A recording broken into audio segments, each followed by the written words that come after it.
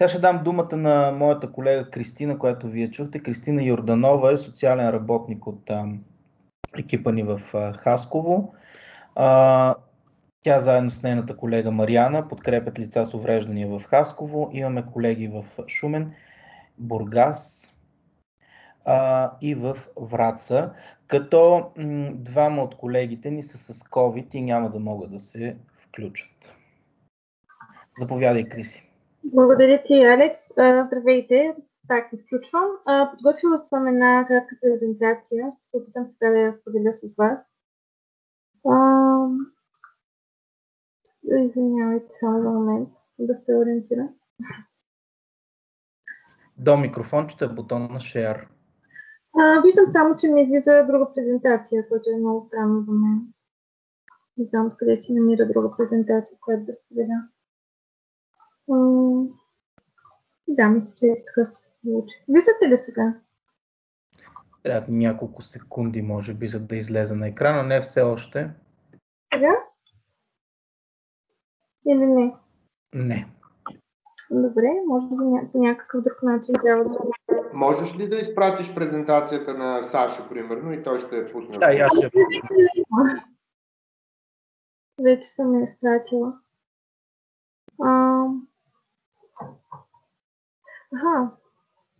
Я да гледам. Дали ще се получи?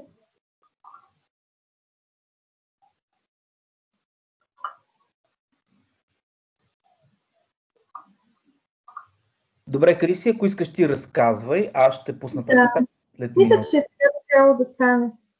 Дали се вижда сега вече? Вече да. Да, вижда се, да. Тази презентация подготвихме заедно с Зори, която е с COVID. Пожелаваме много бързо да оздравее.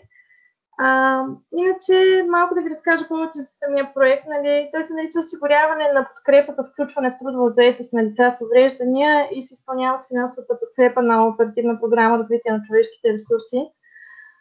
Идеята на проекта е да осигурим подкрепа на хора с увреждания и на техните семейства, защото много често цялото семейство има нужда от подкрепа. Даже не е много често, мен ако питате личното мнение, винаги има нужда цялото семейство от подкрепа.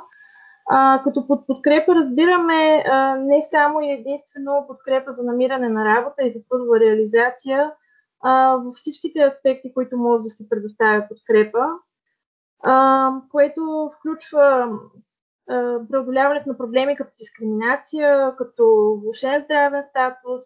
Много от хората имат проблеми в комуникацията с институциите, с подаването и попълването на документи, преосвидетелстване и какво ли още не. В работата си в градовете ние следвахме няколко ключови принципа, които се бяхме договорили още в началото да следваме.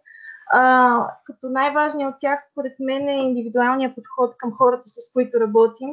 Истината е, че хората с увреждания имат много различни потребности.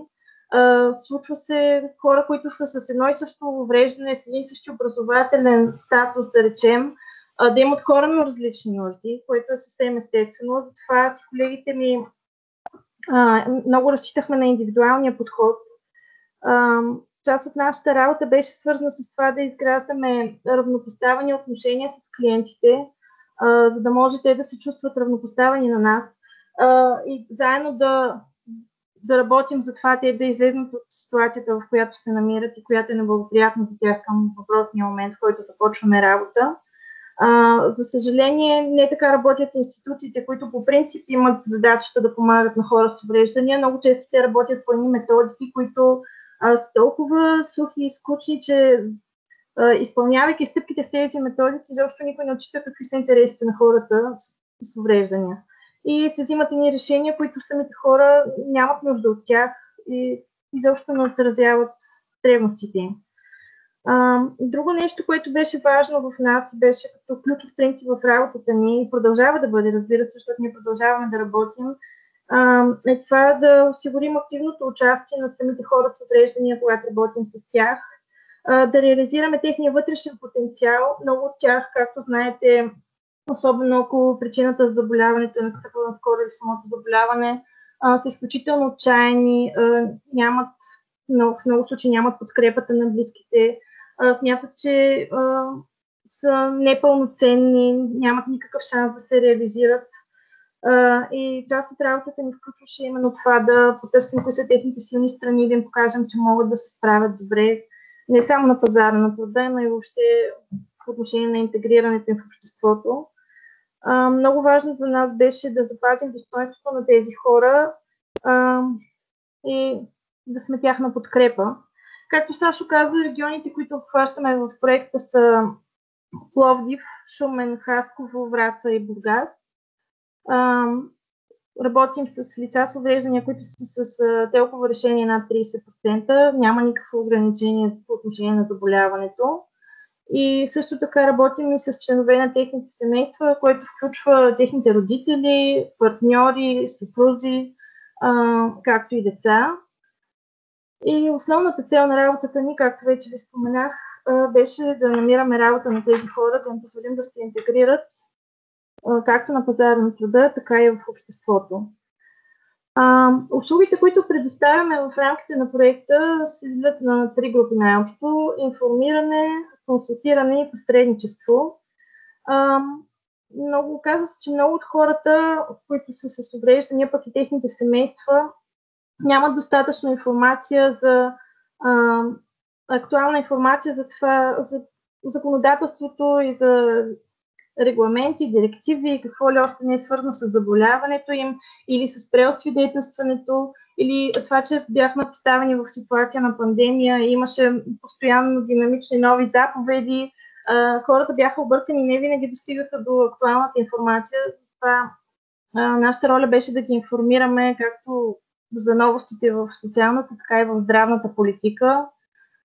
За мое голямо очудване, хора, които са с увреждане повече от 20 години, например, нямаха никаква информация как могат да се преосвидетелстват или да се пенсионират. Това са неща, които са жизненно важни за тях, защото се случват всякакви ситуации. Им се налага, примерно, да се явят по-рано от насрочената дата на тело, защото рязко се е влошило здравословното им състояние.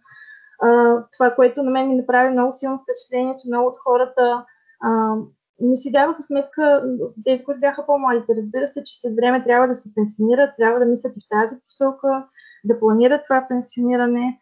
Затова част от нашата работа беше свързана с това да ги информираме по тези теми. Разбира се, информирахме хората за свободните работни места, тези, които им предстоеше сключване на договор, за това какви документи трябва да си подготвят, какво трябва да внимават, дали е вписано или не е вписано в трудовия договор. Пак отново за мое голямо очудване установих, че хората не четат договорите, които сключват, колкото и това да се говори и в медии, и навсякъде, че не може да си сложиш подписа по нещо, което не си прочел. Те изобщо не възприемат себе си в активната позиция да договарят това как ще работят с работодателя. Те са общо взето поставени в позицията на жертва и каквото им се спусне, те просто го подписват и трябва да го изпълняват. Не си даваха сметка, че имат право наистина да договарят с работодателя какво може да има в трудовия договор и какво не. Дали ме чувате? Прикольно. Аз ви чувам прекрасно. Чуваме чудесно, много чудесно. Както казах, другата посока на работата ни беше свързана с консултиране с хората, с които работим и търсят работа. Една от стъпките, които задължително минавахме, беше да се създаде CV. Много от хората, с които работихме, изобщо нямат представа, що за документ е това, как се изготвя, какво представлява, какво трябва да съдържа като информация. Голяма част от тях нямаха и уменията да си изготвят CV, защото примерно никога не са работили на компютър или изобщо с текстообработващи програми, така че в тези случаи ние помагахме за създаването на това CV. Там, където са кандидатства най-общо за по-добре платени позиции или в по-големи компании, много често работодателите искат да се приложи мотивационно писмо. Истината е, че всички хора, на които съм помагала аз да си търсят работа, им се налагало да пишат мотивационни писма, страшно много се притесняват от това и имах нужда от подкрепа. Най-честата грешка, която допускате, е да гледате ни шаблони от интернет и само да сменят местоработата или името на работодателя, което естествено не прави добро впечатление, така че и в тази посока консултираме хората. Друго много важно нещо, друга важна част от работата ни са тренировките за интервю с работодател. Много от хората с увреждания, пък и от техните близки, не знаят как трябва да се държат по време на интервю за работа. Това е адски голям стрес за тях. Изключително притеснени са. Дори забравят, че по време на интервюто за работа е важно да попитат неща, които тя ги интересуват, от сорта на какво ще бъде работното време или заплащането, ако предварително не са обявени. И даже аз имам случай, в който съм придружавала клиент на интервю за работа и въпросният клиент изпада направо в ступор и нищо не може да отговори. И прекъсваме интервюто, за да си поеме въздух, да разбере, че няма нищо страшно. В крайна сметка, дори да не започне там работа, това не е край на света, има и други възможности и трябва да е силен и да вярва в себе си. Така че в този смисъл тренировките за интервю с работодател, които провеждаме, са изключително полезни за хората. Когато разиграят една ситуация на интервю за работа, тях е много по-лесно после да се представят добре пред работодателя. Консултирахме хората с увреждания и техните семейства, също така и за социалните услуги в общността. Отново за мое голямо очудване се оказа, че тези хора с увреждания и техните семейства нямат никаква представа какви социални услуги се предоставят в нашите региони. Поне това са моите лични наблюдения. В последните години доста социални услуги се разкриват в цялата страна, но някакси информацията за тях не достига до хората. Няма достатъчно публичност явно по тази тема и затова беше важно да насочваме хората към тези услуги.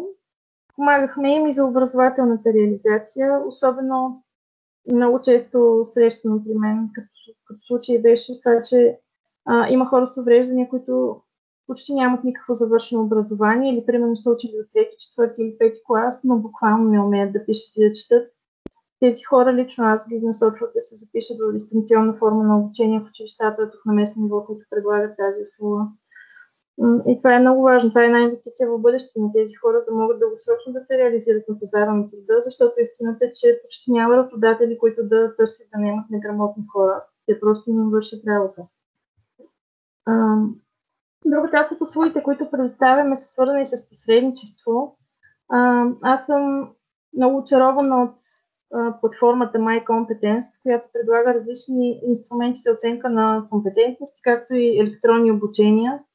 Разбира се, тези ресурси не са достъпни за хората, които са неграмотни или пък нямат технически средства, но доколкото знам и колегите в другите градове и аз за такива хора помагахме да преминат през инструментите за оценка на компетентности, през електронните обучения, като им предоставяхме.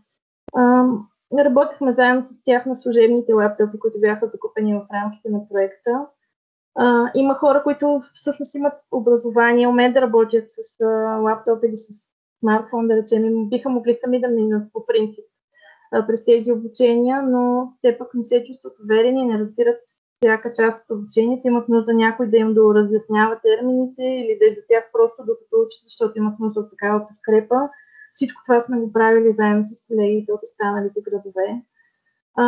Инструментите за оценка на компетентности, които са налични в тази система MyCompetence, според мен са изключително полезни, когато работим с хора с увреждания, защото много от тях се чувстват неуверени или пък не си дават сметка, че имат дадени умения и че с тези умения биха могли да си намерят подходящо работно място. Затова, правейки ни такива психологически тестове и получавайки ни резултати, това им помагаше да се ориентират по-добре на пазара на труда и какви позиции да търсим, какви работни места са подходящи. Затова... Мога да допълня нещо тук само за това?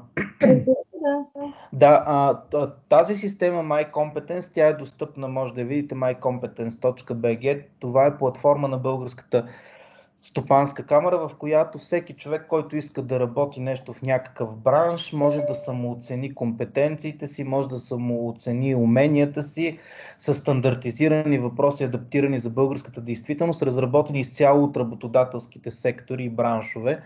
Например, аз тествайки системата си правих самооценка за заварчик още когато работех за Българската стопанска камара, защото съм учил за това.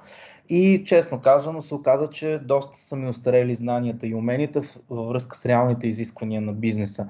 Но това, за което ви го казваме, че ние интегрирахме MyCompetence в нашата система Работа за всеки. Това е нашия сайт работазавсеки.com. Там всеки клиент наш, който е дигитално грамотен или с помощта на моите колеги, може да влезе вътре, социалният работник да му назначи електронно обучение, примерно за работа в екип, за справяне с стреса, презентационни умения, продажбени технологии и всякакви такива обучения, които имаха възможност да правят хората, както и тестове за оценка. Човек да оцени как работи в екип, как се справя с трудностите, как решава проблеми, различни психологически инструменти, които да помогнат на работника да бъде по-адекватен. След това нещо завършва с една формална писмена оценка, която се представя под формата на PDF файл.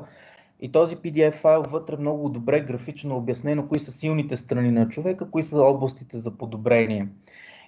Но супер беше, че Българската стопанска камара като наш партньор интегрираха MyCompetence в нашата система. Тоест не се налагаше нашите клиенти да влизат в тази система, да правят нещо, пък да ни дават резултатите. И това много, много улесни работата ни по отношение на обучение. Да, много хубаво допълнение направи, Алекс, благодаря ти. Друга част от посредничеството, което извършвахме, беше посредничеството с потенциални работодатели. Истината е, че за много от хората с увреждане е трудно да си намерят работа и да се представят добре пред работодател, ако предварително не сме говорили с този работодател и не сме го запознали с казуса на самия човек, с това какви възможности има той да го представим в максимално добра светлина, така че наистина работодателът да го приеме като ценен кадър и да реши да го назначи. Много често в работата ни се налагаше да посредничим на лицата с увреждания пред социални структури, пред различни институции, пред услуги, защото в много от услугите, например, капацитета е запълнен, поне тук на местно ниво, и не е много лесно хората с увреждания да достигнат до тях. Сега искам да ви представя малко статистика за работата ни, с оговорката, че това е статистика, която е актуална към месец септември, края на месец септември. До тогава 181 лица с увреждания се бяха включили в проекта, като по-голямата част от тях, виждате, 59% са жени. Участие в проекта взеха за този период и 84 лица от семействата на хората с увреждания, като тук вече виждате колко голям процента на жените, 73. Не случайно съм разделила и лицата с увреждания и техните семейства по пол, защото за мен много силно впечатление ми направи това, че много по-често жените са склонни да търсят подкрепа в нашето общество. Аз това съм го наблюдавала и по друг повод през дългогодишната ми работа в НПО сектора. Много често аз получавах обаждания от майки, например, на хора с увреждания и те от тях не ме търсиха подкрепа. Някакси мъжете много трудно могат да излезнат от този стереотип, че трябва да са супер силни, че трябва сами да се справят, да търсят помощ. Затова и много по-рядко търсят подкрепа и много по-трудно достигаме до тях. Както разбрахте, 265 човека са включени до този момент в проекта ни. От тях 23 са преминали през различни онлайн или офлайн обучения. Онлайн обученията са тези, за които допреди малко говорихме в платформата MyCompetence. 54 човека са се възползвали от инструментите за оценка на умения в тази същата платформа и с колегите успяхме да намерим работа на 45 човека до края на септември. На пръв поглед, от толкова много ползвали услуги, може би изглежда малък процента на намерили работа, но истината е, че не всички тези 265 човека са дошли при нас с заявката да търсят работа. Едва 20% от хората, с които работиме, наистина в хода на работата установяваме, че искат да започнат работа.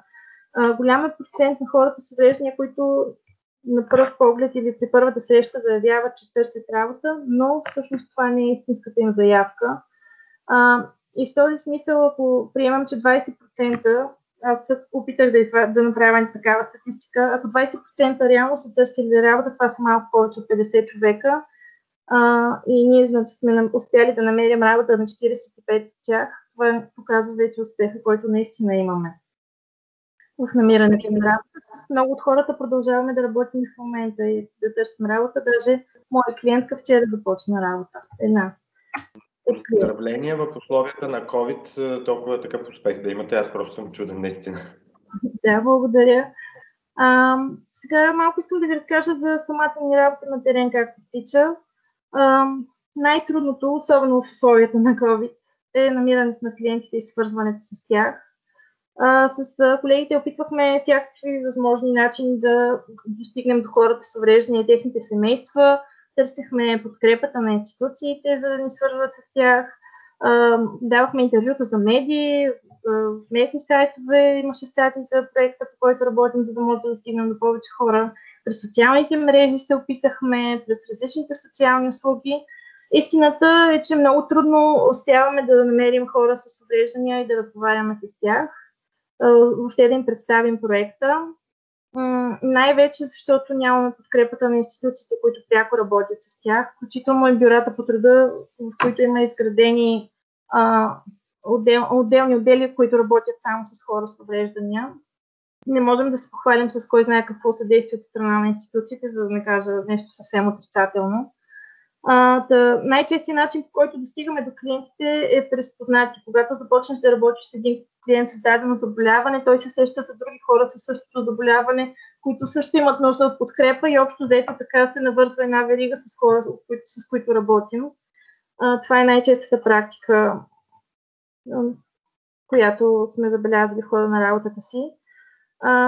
След първата стъпка, в която се свързваме с клиентите и им разказваме за проекта, много важна част от работата ни е да изградим доверителна връзка с тях, за да могат те да се отпуснат и да споделят наистина каква са им проблемите. Ясно е, че разбирайки каква е целта на проекта, повечето от тях дават една такава първоначална заявка, че си търсят работа, но както ви споменах, едва 20% от тях наистина търсят работа, другите имат съвсем други потребности, съвсем други нужди, съвсем други проблеми и именно процесът, в който изграждаме доверителна връзка с хората, е този, в който ние разбираме какви са реалните потребности на хората, за да може именно за тях да работим, с тяхното удовлетворяване. Заедно с самите хора с увреждания и с техните близки правихме оценка на потребностите, заедно с тях изработваме план за действие, набелязваме си цели, които да постигнем, поставяме си срокове, в които да ги постигнем. И за разлика от метода, по който работят повечето социални служби, важна част от нашата работа беше всичко това да става заедно с хората, с които работим. Тоест, те да имат активното участие, не просто ние да им кажем до един месец трябва да си започнем работа, а заедно да определим стъпките, през които трябва да минат, кое, кога, какъв срок е реалистично да се свърши. Например, до една седмица ще изготвим CV, другата седмица ще направим регистрация в еди-коя си платформа за кандидатстване за работа, после до един месец ще минем еди-какво си обучение и всичко това заедно в комуникация с хората го договаряхме и го изпълнявахме стъпка по стъпка, за да стигнем до крайната цел намиране на работа. Като разбира се, в хода на срещите ни предоставяхме всички тези услуги по информиране, консултиране, посредничество. Работихме съвместно заедно с институциите, защото няма как да ги подминем. Много от хората се нуждаеха именно от подкрепа и посредничество пред институции. Работата ни беше свързана и с срещи с много работодатели, за да може да разкажем какви са потребностите на хората, с които работим, с какво те са полезни, защо трябва да ги наемат. И тази ситуация, пред която бяхме изправени във връзка с пандемията, наложи още един аспект в работата ни, когато дойде първия локдаун март месец, трябваше да се свържем с всичките хора и да им обясним, че макар и формално да прекратяваме срещите, да нямаме възможност да ги провеждаме на живо, все още могат да разчитат на нашата подкрепа и когато се нуждаят от информация или от помощ, винаги могат да ни потърсят по телефона. Лично мен доста хора ме търсиха през този период, защото бяха оплашени, не знаеха към кого да се обърнат, страхуваха се от цялата тази информация, която ги заливаше от кризисния щаб и от новините и имаха нужда просто да поговорят с някой. Така че в този период малко се и трансформира работата ми. Имаш още, имах въпроси, ама като приключиш. Ако искате, няма проблем, мога и сега да отговоря.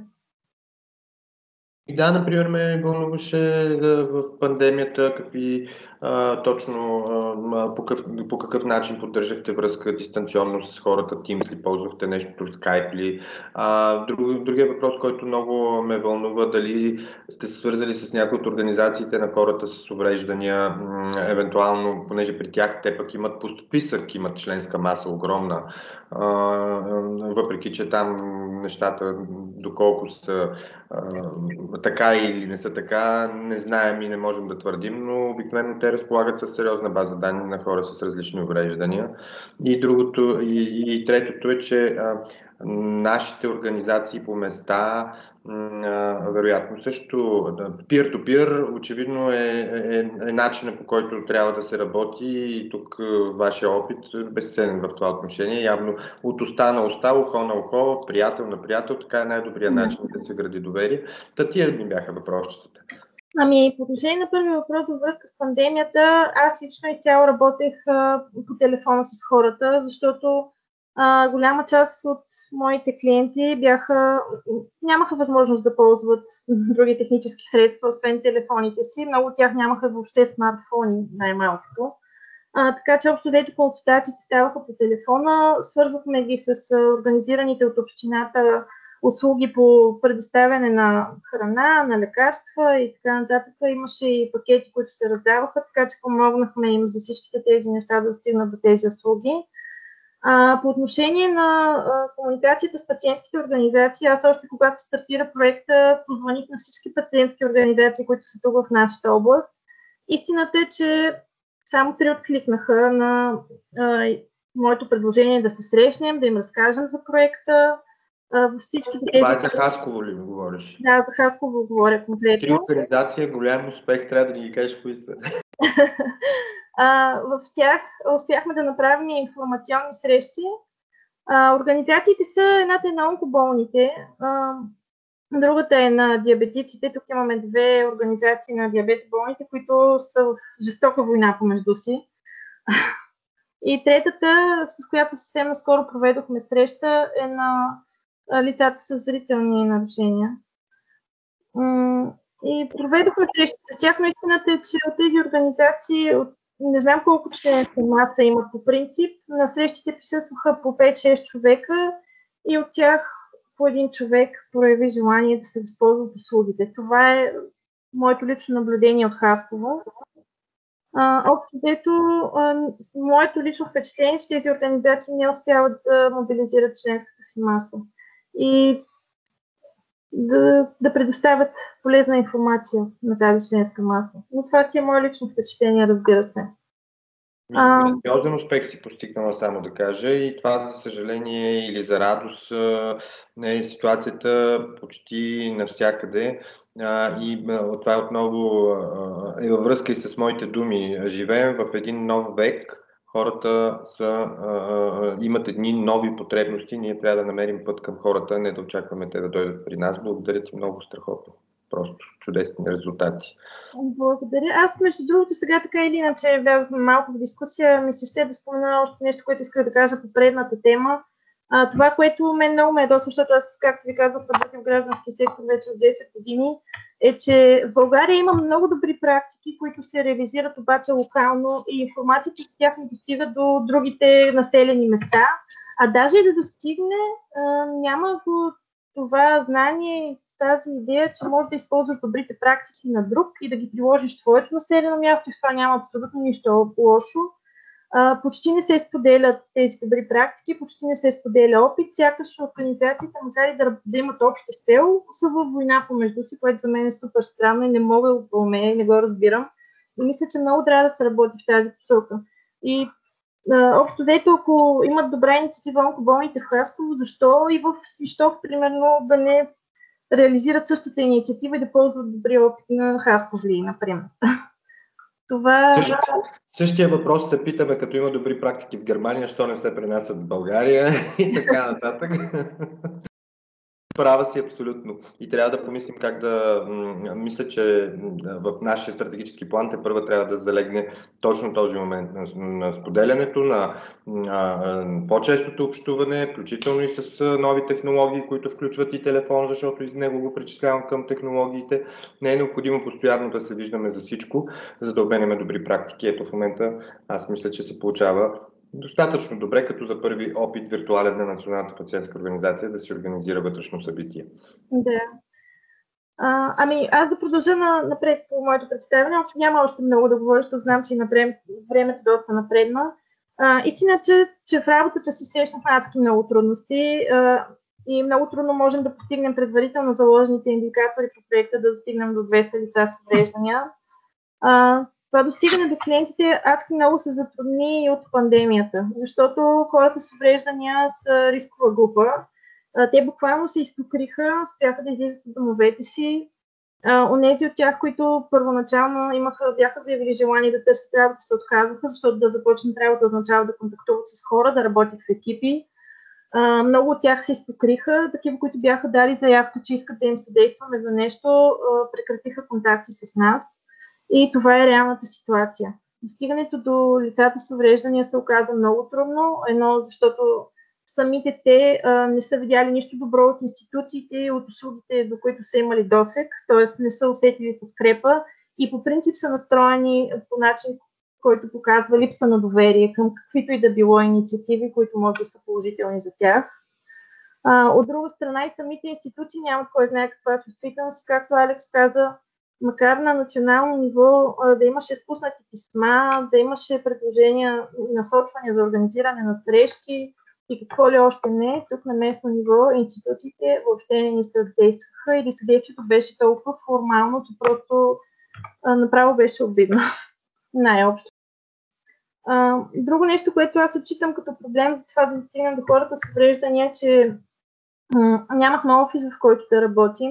Те са свикнали да отидат на конкретно място в време, в което на тях им е удобно, да го посетят това място, да го гледат, да разпитат съседните офиси какво се случва в този офис, как се помага на хората с увреждания. И това, че нямахме офис, поне в Хасково се оказа голям проблем, защото много от хората, примерно, нямат възможност да се обадят по телефона, за да си оговорят една първа среща с мен или с колежката.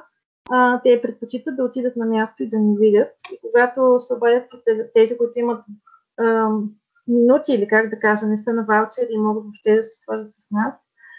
Случва ми се, когато кажа, че нямаме офис, въобще да не откажат да се срещнем, както така ще се срещаме на някакви публични места или пък по пейките и градинките или в кафенетата. За тях това е неприемливо. Имаше и такива случаи. Първоначално, когато стартираше проекта, ние бяхме договорили да се провеждат консултациите в публични сгради, но под пандемията отново ни възпрепятства в това отношение, защото доста често тези сгради биват затворени и ни беше отказан достъп до тях. И общо взето, това е обобщената част от работата ни, но тя звучи доста сухо. Истината е, че за да придобиете по-добра представа какво точно сме правили, значение имат реалните истории, кой какво е правил, реалните истории на клиентите, какви трудности са имали те и как сме им помогнали. Затова бих искала да помоля Мариана от Хасково първо да разкаже как за нейния случай, как са се случили нещата, как е успяла да помогне на... Само преди това, само да попитам и колегите и да обобщя с едно изречение, че ние работихме наистина и работим още с хора, които никой не се интересува от тях, освен техните близки. И това има много тежки щети върху тяхното функциониране като личности. И институциите наистина ни забравиха покрай пандемията. Така че позволявам се тук да кажа, че много благодаря на колегите си за усилията, които положиха да подкрепят толкова хора, защото те наистина за статистиката стоят много, много човешки истории. Да им благодаря за всички тези усилия и да кажа, че аз лично много ги оценявам. Не можем да си позволим лукса да не достигнем до 200 клиента, тъй като ще трябва да направят от Министерството финансови корекции да ни ощетят въпреки свършената работа. Така че ние трябва да направим последния напън.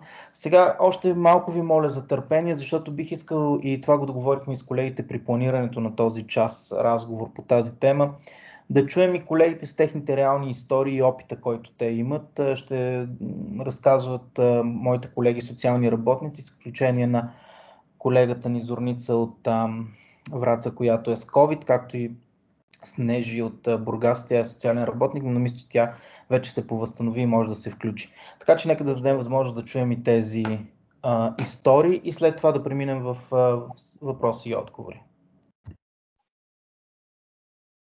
Мариана, може би, да започнем с Мариана от Хасково.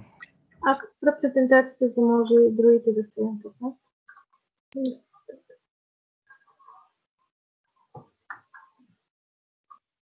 Здравейте, Мариана, чуваме ли се? Да, чуваме ли? Да. Добре. Може да кажеш и накратко твоя професионален опит, за да може всеки да разбира кой какъв е и с какво се занимава. Добре. Значи казвам се Мариана Войкова. От Хасково съм. По образование съм юрист. В момента работя като юрист и медиатор. По този проект съм социален работник. Моят опит в социалната работа е най-вече последните 4-5 години, когато работя като консултант юридически към местния общностен център за подкрепа на деца и родители, където консултирам родителите на дечица с специални нужди и увреждания на възраст от 0 до 7 години. В този проект се включих сравнително късно. Аз съм в проекта едва от около 4 месеца. Бих искала да споделя един от моите случаи и после ще ви кажа защо. Разбира се, сменям името на клиента, защото трябва да пазим личните данни на хората, с които работим. Става въпрос за мъж, който е на 44 години, ще го нарека Селим. Този човек през 2015 година претърпява много тежък инцидент. Нанесен му е много жесток побой от непознати мъже на улицата. Толкова са тежки травмите, включително множество счупвания, в резултат на които се налага ампутация на левия му крак над коляното. При проследяването на случая установих, че инцидентът с Селим се е случил, когато той е отивал на работа. Инцидентът не е регистриран и разследван като трудова злополука. Към момента на включването му в проекта всички срокове за сезиране на компетентните органи бяха изтекли. Селин има семейство и 3 деца. Жената, с която живее на семейни начала и която е майка на децата му, работи като чистачка на половин работен ден в Екопрогрес. Семейството успява да се издържа с нейната заплата, минималната инвалидна пенсия на Селим и детските надбавки на децата. Когато започнахме работа с Селим, той се интересуваше от някаква възможност за надобна работа, с която да подпомага издръжката на семейството си. Каква обаче беше истинската ситуация в този случай? Селим се нуждаеше от протеза, защото от социалната служба на Селим беше предоставена инвалидна количка, която на практика нямаше как да се използва. Селим живее в периферията на ромската махала в град Хасково. Семейството обитава незаконно построено маломерно жилище, което е на един скат непосредствено до огромно нерегламентирано сметище. До жилището няма улица и до него може да се стигне само по изровени и неравни пътечки, които са отрупани с изхвърлени битови отпадъци и през повечето време на годината са разкаляни от отпадни води. Когато установихме, че няма как Селим включително да отиде на работа и дори да се занимава с някаква надобна работа, защото няма условия в това помещение, в което живеят, което силно казано е помещение, защото то прилича повече на колиба. Решихме да окажем необходимото съдействие на Селим да получи така необходимата му протеза. И това, което направихме, е да съдействаме на съпругата на Селим, която вече имаше издадено пълномощно от него, да се свърже с производител, да бъде взета мярка на Селим за изработване на необходимата му протеза. С течение на времето нещата се развиха така, както бяхме планирали и от около месец Селим има протеза. Сега обаче на него му предстои много дълъг период, в който трябва да се научи да си служи с тази протеза. Защото, за съжаление, това е доста дълъг процес и по всяка вероятност ще отнеме месеци. В крайна сметка се надяваме Селим да свикне да си служи с протезата, за да може да е по-мобилен и да се придвижва по-свободно и да има възможност да работи, ако се намери подходяща за състоянието му работа. Защо избрах да ви разкажа за този случай? Защото в процеса на работата ми по този проект и аз, както Кристина, установявам, че тези хора се нуждаят не просто от работа, те се нуждаят от много широка подкрепа. Защото до голяма част от тях не познават правата си, не познават възможностите, които им дава закона да бъдат подкрепени. Освен всичко друго, примерно в случая на Селим, нямаше как да му намерим работа в това състояние. Според мен трябва да се помисли много добре, да се подкрепят тези хора по всякакъв друг начин, защото в ситуацията, в която сме в момента, положението на хората с увреждания ще става все по-сложно. Предполагам, че и колегите са забелязали. И аз виждам в последния месец рязко намаля търсенето на работници. Предвид ситуацията, в която сме, предвид това, че свърши летния сезон, където много хора можеха да си намерят по-лесно работа. Имайки предвид и нещо друго, ние работиме с хора, които са нискообразовани. Давам пример пак с Селим. Той има едва начално образование. И работейки с хора, които са с ниска квалификация и ниско образование, много трудно ще успяваме да им намираме работа. Така че според мен трябва да помислим по какъв начин можем да ги подкрепяме и за напред, за да не отпадат от пазара на труда тези, които работят, а тези, които не работят, да бъдат подкрепени да си търсят работа и да им бъде помагано да си осигурят заетост и прехрана за семейството. Благодаря ти, Мариана. Тъй като имам още 15 минути, бих искал да помоля и колегите от останалите градове, например от Шумен, да започнем с колегите от Шумен, с техните истории. Накратко. Благодаря. Здравейте! Чувате ли ме? Идеално. Супер! Аз съм Гинка Илиева и съм социален работник за град Шумен. Аз също подбрах няколко случая, които искам да споделя с вас, които за мен са много интересни и показателни. Един от моите случаи ще наречем жената Мариана. Клиентката е с основно образование и не напразно избрах точно този случай да споделя с вас. И през целия си живот е работила като сервитьорка, докато идва един момент, в който собствениците на заведения започват да търсят по-млади и по-образовани момичета. Клиентката ми има диабет, който не е много в тежка форма, но за което тя всъщност се старае със спорт да поддържа доброто си здраве и да изглежда добре визуално. Когато се свърза с мен, тя сподели, че толкова дълго е търсила работа, че е загубила вяра, че изобщо някой ще й помогне и всъщност наистина беше много така отчаяна жена. Тя твърдеше, че е готова да работи каквото и да е, но предпочита да работи като сервитьорка. Нейното убеждение за това, че не се справя да намери работа до този момент, беше за това, че тя има телка. Но според мен причината беше комплексна и това беше нейното ниско образование.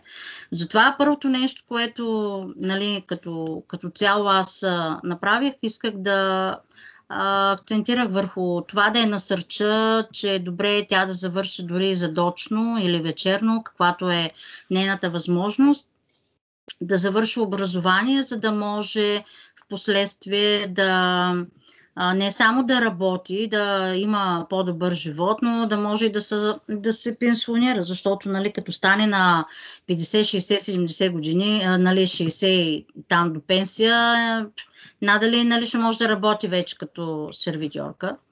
Затова аз оцених нейните силни страни, всъщност в нейния опит като сервитьорка и естествено нейния много добър външен вид и започнах в тая посока да търся работа за нея. По този начин смятах, че тя ще се чувства по-сигурна, ще възстанови своето самочувствие и увереността в себе си. И така, както казах, първото нещо беше да я насърча да започне да учи, да продължи да завърши своето средно образование, след което относно заетостта, така използвах своите връзки. Мой познат собственик на заведение, с когото се срещнах и в един частен разговор му разказах за моята клиентка.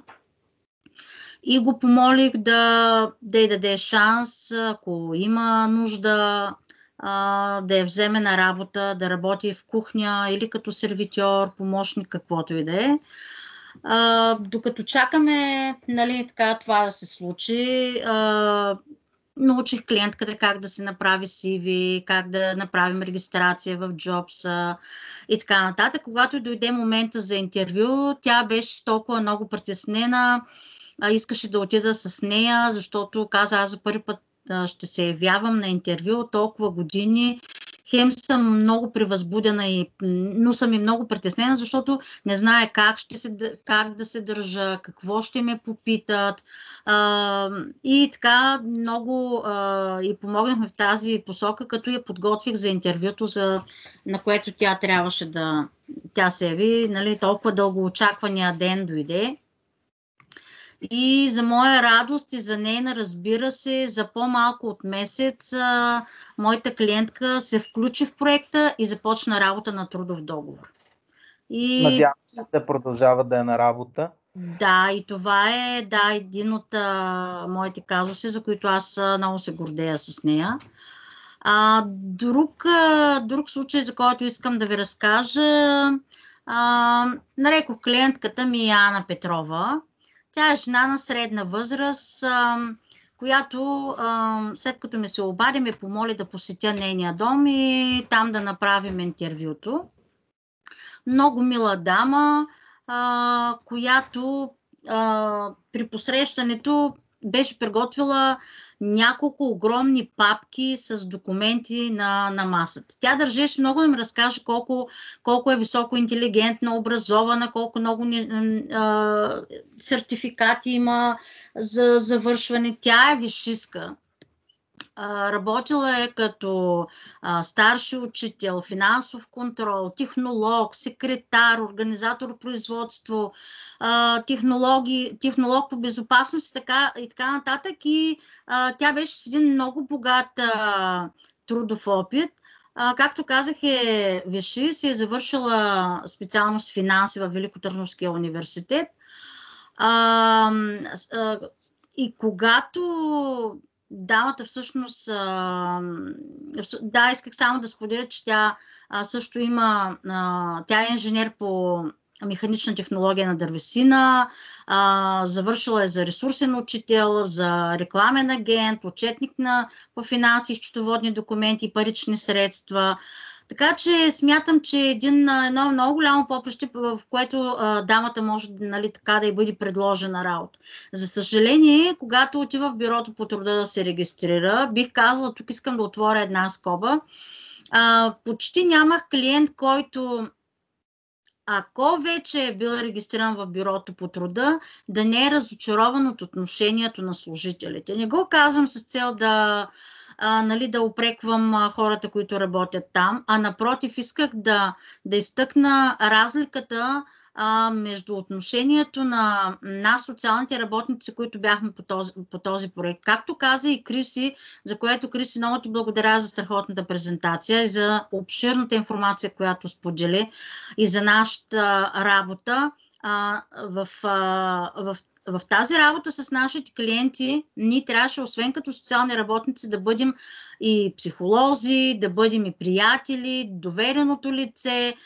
С голяма част от клиентите, които бих казала даже при мен, с всичките ми клиенти, които вече не са по проект, са си намерили работа или са продължили сами, ние си останахме приятели. И за мен това е много мило, бих казала, така на моя език. Дамата така сподели с мен, когато я попитах дали е регистрирана в бюрото по труда, тя каза, че служителите в бюрото по труда са я упрекнали. Защо е учила толкова много? За какво и трябва толкова много квалификации и толкова много да учи, да изкарва разни обучения и така нататък. Нейната заявка беше много проста. Тя каза, аз искам да работя, искам да се чувствам полезна в обществото и всъщност периметъра на търсене на работа беше доста широк при нея. И така и успеха дойде всъщност много бързо, но въпреки многото квалификации, дамата беше подготвила един набор от документи, всичко какво е завършила, какви сертификати има и беше прибавила, нали, така нареченото сега CV, автобиография едновремешната, в която, нали, описваме аз произхождам от ери какво си семейство, завършила съм ери какво си и така и така и така. И ето тук нашата различна роля на социални работници да научим нашите клиенти, нали, да отговорят на днешните съвременни изисквания, нали, да се научат как да си направят CV, как да се регистрират в JobsBG, нали, както... Това го говорихме. Какво стана с жената, се вълнуваме всички. Да, ще кажа. Само, че това е много важно, защото, нали, както казват, не е въпросът да му дадеш рибата, а да го научиш как да си я лови. Защото днес ние сме намерили на някой от тях работа, на някой не успяхме. Те обаче ще се научат за винаги как да използват, как да кандидатстват, как да се търсят работа и така нататък, дори когато нас вече ни няма в живота им. Така, с тази дама, в една от срещи с моята колежка, тя ми сподели, че с моята колежка, с която работим за град Шумен, тя ми сподели, че в общината търсят счетоводител. Така използвахме малко лични контакти, нали, шурубаджинащина, така да се каже, и помолихме началник отдела да даде шанс на госпожа Петрова, нали, въпреки нейния телки и така. Свързахме клиентката с началник отдел и така след 2 седмици госпожа Петрова ми се обади, че вече е назначена на работа, на трудов договор и тя се чувстваше изключително много щастлива, въпреки че така е много обрана в емоции и сподели, че не е очаквала изобщо да я намерим така добра позиция и да я подкрепим по този начин. Надявам се да ви е черпила бомбони. Колегите от Враца с един случай, моля. Здравейте, казвам се Павлина Самуилова и съм социален работник от Враца. По образование съм магистър по социален мениджмънт. Моя професионален опит е като социален работник. Работила съм с деца, а в момента работя с възрастни хора с увреждания. Днес ще ви разкажа за един мой неуспешен случай. Искам да споделя него, тъй като доста голямо разочарование за мен, защото положих големи усилия, нали, нещата да се получат, но в последствие, нали, нямаше добър край за моята работа. Става въпрос за човека Иван Иванов. Името е сменено поради нали, запазване на конфиденциалност. Иван Иванов е мъж на 45, с ТЕЛК, загубва на едното око зрението си поради битов инцидент. Той е баща на 3 деца, живее на семейни начала с една жена, която е майка и на 3 деца. Работил е допреди да започнем нашата работа с него до началото на пандемията, до април месец, губи работата си заради пандемията. Клиента, неговата първоначална заявка беше да си намери работа. Започнахме нашите срещи и в продължение на няколко седмици подготвяхме необходими неща, автобиографии и така нататък, свързани с по-лесното намиране на работа. Господин Иванов не споменах, че няма средно образование, с основно образование. 2 седмици след започването на нашата работа, жената, с която съжителства, майката на децата му, го напусна. И моят клиент помоли да му окажем съдействие да получи родителските права върху 3-те си деца. Тъй като неговата партньорка не го прави това за първи път, вече се случва за 4-5 път, като предния път тя е липсвала от дома и една година, през която те са нямали никакъв контакт с нея. Последствие се връща и казва, че няма това да се повтори и сега отново пак напуска семейното жилище. И аз съдействах на моя клиент да получи безплатна правна консултация. По време на тази консултация много подробно обясниха на мен и на клиента какво трябва да направим, какви документи трябва да изготвим, за да може клиента да получи служебен адвокат и да бъде освободен от такси по делото. След разговора се разбрахме с клиента да започнем да приготвяме тези документи. След като отнели някъде 1 седмица или 2 да може да ги съберем и да отидем да ги внесем в съда. След тяхното внасяне клиента получи за доста кратко време отговор, че е одобрен, назначен му беше служебен адвокат, щеше да бъде безплатно за него делото, нямаше да плаща държавни такси. Насрочиха дата за самия процес. Мисля, че 3 седмици при датата, която бяха насрочили, неговата партньорка отново се върна. Клиента в разговор с мен сподели, че не мисли да прекратява делото, защото тя пак може да ги напусне и иска да продължим делото. Да, но 3 дни преди делото моят клиент отива при адвоката и го моли да прекратят делото. И адвоката, разбира се, няма какво. Да, и само да кажа, че тук дори не става въпрос за ромска история, а за класическа българска история. Как завърши този случай? Защо за теб е неуспешен с едно изречение? Как завърши този случай? Неуспешен е, защото моят клиент прекрати делото. Беше смисъл толкова много усилия, накрая той го прекрати. Сега 1 месец след прекратяване на делото, неговата съпруга съжителства отново я няма.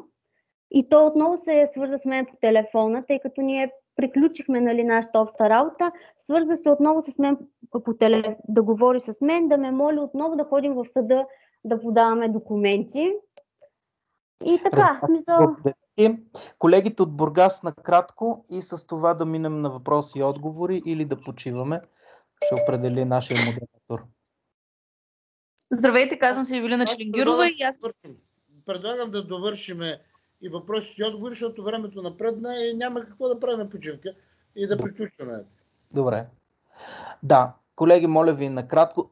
Сега искам да влезем в положението на колегите. Те толкова емоционални истории, толкова време са се готвили, затова не искам така да прекъсвам това споделяне на опит, защото то е важно, то показва къде сме ние сред хората практически. Здравейте, казвам се Евелина Челингирова и съм социалният работник от община Бургас. Искам да ви разкажа нашата обща история с момиче наречено Николета, която е на 33 години, живее в бедно семейство, преживяло е доста травматични събития в своя живот, които я правят недоверчива, плаха и свита. В комбинация с лека умствена изостаналост, доказана с ТЕЛК, тя трудно намира своята реализация. Николета бе пренасочена към нашата програма от местното бюро по труда, като последна надежда за нея. След няколко срещи тя реши да ни се довери и да ни остави необходимата документация.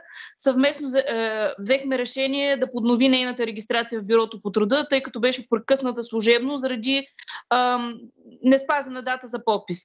Малко след като започна съвместната ни работа, излезна програма, която се работи съвместно от Дирекция Бюро по труда и Дирекция социални дейности към община Бургас, която се търсиха да се назначат на срочни договори на различни позиции ниско квалифициран персонал. С моя помощ с Николета попълнихме необходимите документи и накратко вследствие тя получи покана за интервю за работа. Като след около 2 седмици получихме положителния отговор, че тя ще бъде назначена като портиер в местна организация. На срочен договор, мисля, че до края на декември месец Николета работи. Чудесно. И Снежи, също Снежинка от Бургас, която преживя COVID-а. Снежи, заповядай. Снежи, може да си включиш микрофона.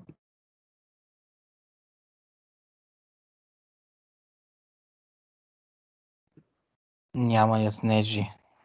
Не, тук съм. Здравей, давай. Здравейте. Давай, кратко благодаря. Много набързичко, много напреднахме във времето, но искам да представя един случай, който е така много ме е докоснал и емоционално ще говоря за него. Става въпрос за млада жена на 40 години, самотна майка с едно дете на 7 годишна възраст. Не я познавах преди да започнем работа с нея, с висше образование, завършила е стопанско управление и много дълго време беше безработна на пазара на труда. След като извършихме всичко, което беше необходимо, няма да казвам колко много работа се свърши по този случай, само ще кажа, че тя започна работа по трудов договор. Въпреки че тя започна работа, хубавото беше в случая, че тя ни помогна, където започна работа, да започнат още 2 клиентки по проекта. Така много добре си сътрудничихме по проекта заедно. Нашите обаче срещи, разговори и консултиране, за съжаление, продължиха. Казвам за съжаление, защо? Защото тя отново се поднови нейното злокачествено заболяване и се наложи да напусне работа. Беше подкрепена от мен, имах тази възможност да я подкрепя по един друг проект с еднократна помощ от 200 лева. След това обаче това, че се налага всеки месец по 2 пъти да ходи до София на химиотерапия и нямаше никакви средства, намерихме начин тя да пътува до София с дарител, който да и подпомага финансово. Чисто пътуването към София беше много затруднена за това да пътува. И с нея продължаваме да търсим начин за справяне с освен с всичко останало и с финансовите трудности. Това е, което исках да кажа. Благодаря ти, като в рамките на нашата работа с това ще обобщя и колегите на съвсем доброволен, така, с доброволни начала, организираха различни дарителски инициативи за подпомагане на своите клиенти с дрехи, учебници, храна и така нататък. Защото когато се сблъскаш лице в лице с бедността, много трудно можеш да търсиш работа, като хората няма какво да ядат. Това е от нас. Аз много ви благодаря на всички, които останахте и ни слушахте търпеливо за това всичко, което искахме да ви споделим. Сега да минем на въпроси и отговори. Аз имам един въпрос към дискусията. Първо поздравление към всички свързани с този проект. Прекрасна работа сте свършили. Въпросът ми е свързан с следното. Ние до тук разглеждаме страната на хората, които търсят работа. Но ми е интересно да чуя от вас какво ви е впечатлението от другата страна, т.е. от страната на работодателите. Доколко е важен процента на телка и въобще дали един кандидат има телк за намирането на работа и по-скоро склонността на работодателя да наеме такъв човек. И как би трябвало да се подхожда от търсещите работа с телкове и трябва ли по някакъв начин с нашите партньори от Стопанската камера да работим и с работодателите, когато наемат хората с телка. Благодаря ви. Добре, Криси, заповядай. Видях, че ти кратък отговор. Благодаря ти. Моето лично наблюдение е, че толкова е голям недоимъка на работна ръка, че работодателите вече изобщо не подбират има ли телк, няма ли телк. Единственото им съображение е телко да позволява да работят конкретната работа. Те по-скоро се интересуват от други неща, от тип грамотност, било то и компютърна, и конкретните умения, които имат хората, и телка вече не е толкова водещ, както беше преди години. Това е мое лично впечатление, разбира се, но друга пък тенденция, която забелязваме, е, че тук в нашия регион има големи предприятия, чието централи обаче са в София и в другите големи градове. В тези предприятия не желаят да наемат много хора с увреждания, защото тях закона ги защитава. Пък няма как инспекция по труда да им налагат санкции за това нещо, защото проверките стават по адрес на седалището, т.е. в София. Те отиват и проверяват администрацията на фирмата и абсолютно никой не идва да провери какво става с децата, които са наети и работят в производствените бази. Тоест, древния бизнес и средния по-скоро няма проблем с наемането на хора с увреждания, докато големите предприятия намират начин как да не си изпълняват квотите по закон. Да, така е. Благодаря ти. Друг въпрос или коментар, колеги?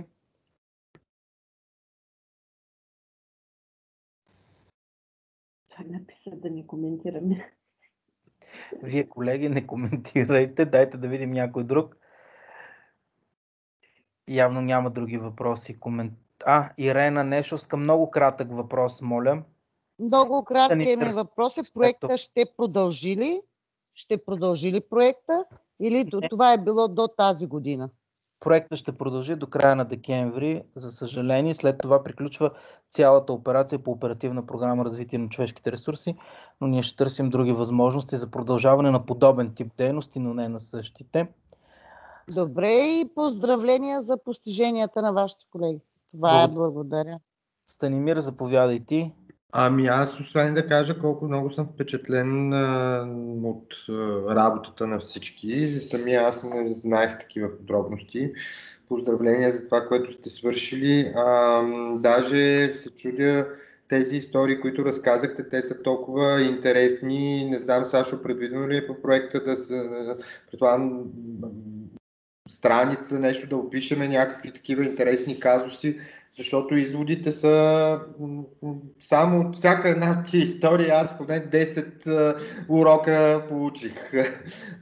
Така че не знам какво е предвидено и как е предвидено, но да не остане това нещо просто е така като проект, който сме направили. Освен това, хората, които са работили, аз нямах възможността да ви познавам и не съм лично и не съм имал възможността да работя с вас, но поздравление от това, което чух, просто съм много силно впечатлен. И само една последна вметка относно работодателите и хората с увреждания. За съжаление има и другата страна.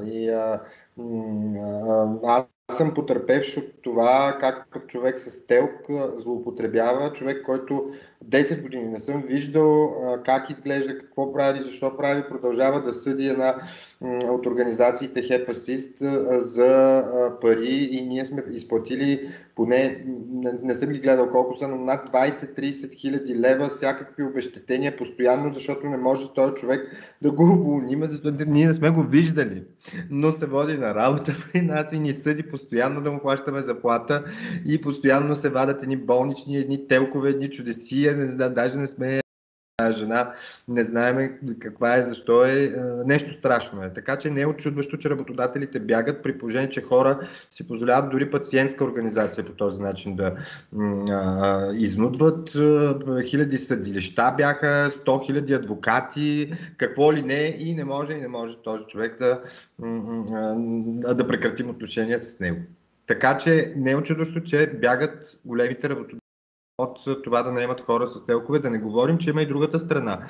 Аз познавам много млади хора, които умишлено не си изкарват телк, точно поради тази причина. Защото знаят какво е отношението на работодателите заради недобросъвестни хора, които са злоупотребявали пък с тези неща. Абсолютно сте прав. Да, в кратък отговор тук на това, колегите ми ще подготвим 10 на 15 истории, които ще публикуваме на нашия сайт, за да останат, както и разбира се някакъв извод от общата ни работа. Още веднъж много благодаря на колегите си, с които заедно се справихме, колкото можахме в условия на епидемия, достигнахме до почти 200 човека, въпреки тежките трудности, с които трябваше да се справим, най-вече липсата на чувствителност в институциите, които трябваше да са наши партньори. Микрофона си включи, Виктор. Вики, микрофона може би. Считам, чувате ли ме сега? Идеално. Да. Благодаря на всички, които сте свършили тази прекрасна работа. Ние действително ще трябва да помислиме, както Станимир спомена, по проекта няма да има възможност, но трябва да се опитаме да намерим средства тези истории, които са много показателни, по някакъв начин да ги опишеме или да филмираме или нещо от този род, но фактически да останат в историята, да могат да имат повече хора достъп през сайта на Национална пациентска организация, до тях да ги изгледат, защото те са действително много поучителни. С това предлагам да завършим днешната сесия на Конгреса. Следващата сесия ще започне, отбелязвам, във вторник на 1 декември от 18 часа. В понеделник офиса по медиите на всички ще изпрати програмата за следващата седмица, но това, което всички трябва да знаем, е, че линка за включване е същия, който и сега сме го използвали. Така че няма да има промяна в линка. Ако някой нещо не си получи имейла или не е забравил, да знае, че по линка, по който сме влизали и вчера и днес на Конгреса, ще можем да влезнем и в вторник, повтарям, вторник, 1 декември. Благодаря на всички за участието и до вторник от 6 часа. Довиждане.